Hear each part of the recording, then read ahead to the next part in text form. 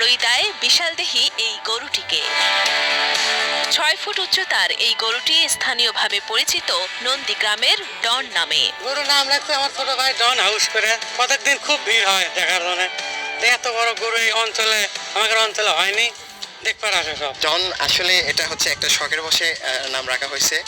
তো আসলে এই গরুটি অনেক শখ করে গরু পালন করে। তো বগুড়ার নন্দীগ্রামের হৃদয়ল গ্রামে জামাল হোসেনের বাড়িতে রয়েছে সুঠামদেহী এই গরুটি। ফ্রিজিয়ান জাতের গরুটিকে ছোট থেকেই বাড়তি যত্নে লালন পালন করেছেন জামাল হোসেন। খাবার হিসেবে গরুকে খাওয়ানো হয় খড়, ভুসি, নানা ধরনের ফল এবং উন্নত মানের পুষ্টিকর খাবার। তবে অন্যান্য খাবারের থেকে গরুটি কলা খেতে বেশি পছন্দ করে বলে জানান খামারি। গরুটা আমি নাম দিয়েছি ডন। আমি গরুকে খিলে মনে করেন যে আপনার ওই খ্যার, ভুসি, খড়, এই কলা এবং ফলমূল এগুলো সব কিছুই খিলে মানে অনেকেই গরুটা আমার খুব শখী নিয়ে আমি খুব চর্চা করি। এগুলো সবসময় অনেক মনে করেন যে গরুটা করি মানে খিলেন দিলেন। এবারে কোরবানিদের জন্য প্রস্তুত করা হয়েছে গরুটিকে। ১৫ মণ ওজনের এই গরুটির দাম ৪ লাখ টাকা হাঁকছেন গরুর মালিক। ওজন মনে করেন যে আমার প্রায় ১৪ থেকে ১৫ মণ।